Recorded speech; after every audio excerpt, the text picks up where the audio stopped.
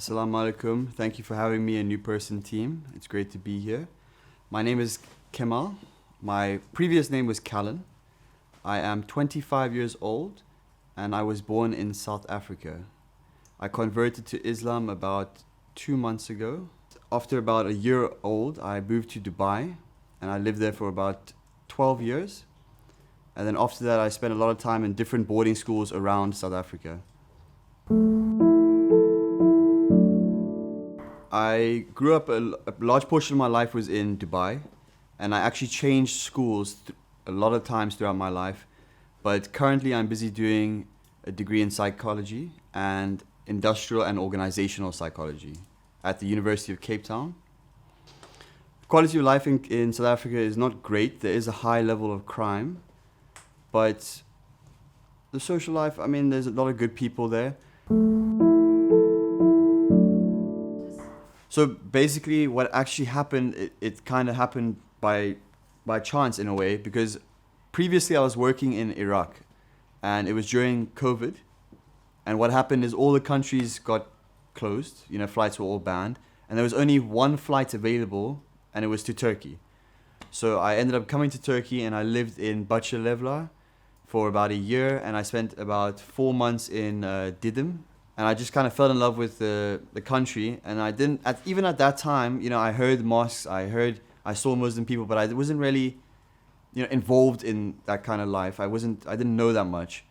But I came back just because I loved Turkey, yeah. So I came back, and when I actually came back, this was the first time that I kind of spoke to Islamic people. I became Muslim 2 months ago. So I was 25 years old, and before becoming Muslim, I I was a Christian, but I wouldn't say I was a very devout Christian. It was more that my family was Christian and I was kind of raised in a Christian family, but we weren't, very religious. I think the biggest thing was, being a Christian, I had a lot of questions that were unanswered, a lot of doubts that I couldn't find the solution or answer to. So I was just kind of missing that connection to God, I think that, being Christian, I did always believe in a higher power or in God. But there was just always, as you know, that the Bible has been rewritten and there's loads of different versions of it. And it's difficult to kind of assess what to follow. If you go to church, there are different preachers that preach different things, different topics. So it's very difficult to kind of have a grasp on what is correct, what is true. And I think that's one of the main reasons why Islam kind of felt like divine intervention. It kind of it almost felt like it just grasped out and grabbed me, not the other way around. I think just taking it day by day, it's difficult because a lot of the time, when a big adversary comes to your way, you kind of lose sight of God. And when things are challenging, you kind of ask for help. But when things are good, you kind of, it's not an issue in your life to kind of reach out and speak to Him. Really, just day by day. I know I didn't really have a clear image of the future.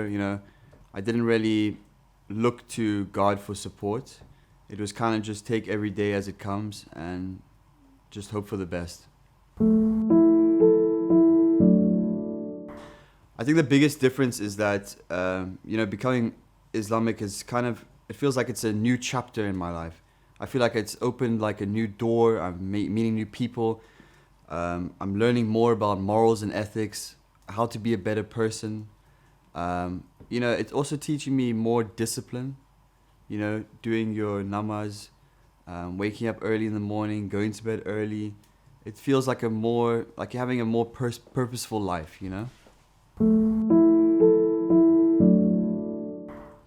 Well, growing up in Dubai, I heard about it, I saw a lot of Muslim guys around, but I never really got the opportunity to be properly introduced into the religion culture. I've always known about Islam, but rarely known, I would say probably about 5-6 months ago when I first came to Izmit. But yeah, I've known about Islam for all my life, almost. but in detail, or what it's really about. There's always this misconception about what you think Islam really is, especially if you come from like a Western country, right? They have a very bad, interpretation of what Islam is, and it's kind of it corrupts and it seeps through everyone, and they kind of just believe what they're told instead of actually seeking truth and, the reality of what Islam is. It wasn't great. I didn't think that, I wasn't under the impression that all Islams were terrorists. I didn't think that, but it wasn't a great impression. And, if I think back to it, it's not even something that I can understand why. It's just like seeped in Western culture. You know what I mean? After becoming Muslim and speaking to more Muslim brothers, you kind of understand that it's not the religion, it's the person, right? Every religion, every country, every continent has bad apples, but you can't judge and reflect the whole religion on, a few people. A lot of independent research online. After I did become Muslim, it really helped. I have a friend called Murat, and he helped me a lot, kind of teaching more in-depth stuff. I would say 4 or 5 months ago, and it's weird. It's almost like it just happened. It wasn't like a moment. I woke up and it was just like it seemed like the right thing to do, And I would say, about 2 weeks prior to me converting. So as I previously mentioned, waking up early, performing, trying my best to, not perfect, but trying to complete all 5 namaz. What has changed my daily life? I would say just like trying to be more morally and ethically correct, not lying, not doing bad to others. You know what I mean? So to be honest, I'm quite newly converted. I'm not 100% sure on the Quran and everything, but I would say Al-Fatiha just because it was the first surah that I read. It obviously is number 1, the first surah, but just that excitement and kind of that eagerness to try and, it was just the start of the Quran, So I would say I haven't finished the Quran, but for now I will say Al-Fatiha. I would say my favorite path, especially compared to being Christian, is that there's kind of, it's not just you say you are this religion and then you do nothing about it. You kind of have to actually, if you want to be a Muslim, you have to do what a Muslim does. You have to pray 5 times. There are like pillars and principles that you have to follow to actually be a Muslim, right? Whereas in Christianity, you're a Christian and then you don't have to do anything. You don't have to go to church. There's no requirements or mandatory obligations that you have to fulfill to actually maintain your religion, right? So I would say for Islam, it's nice to actually, you're believing and you're actually, with what you're doing, you're actually performing and living your life towards that religion, if that makes sense. I would say one of the biggest things, and I don't really have an answer for it, I don't understand why it happens, but after a few times after I've, especially morning prayer, sabah, if I've got a headache or I feel a little bit groggy or moody before, I feel so much more upbeat after doing namaz. It's quite incredible, and I feel a lot of inner peace, tranquility, and especially sabah, I don't know why, but it kind of sets my whole day like it started with a good foot, you know what I mean? If that makes sense. Especially being in Turkey, I would say, it's Arabic, Turkish, the Quran. It's just a lot of information to learn. There's like mandatory obligations. There's not mandatory obligations. So it's a lot to learn, and it's difficult to understand where to start. That's what I would say. I would say yes and no. It's a little bit difficult because as I said, I don't speak Turkish. So already that's kind of like I'm already ostracized from communities because I can't speak the actual language. But in terms of being Islamic and going to mosques and stuff like that, I've never felt uncomfortable or not welcome, I think it's very open and free space for any Muslims that would like to go. I would suggest for them to read, to do their own research, to get empirical evidence, and not just believe what, politicians or comedians or the social media is telling you. Read and do your own research, and maybe it is right for you, but you're not going to know that unless you do your own research. Don't just believe, what people are telling you.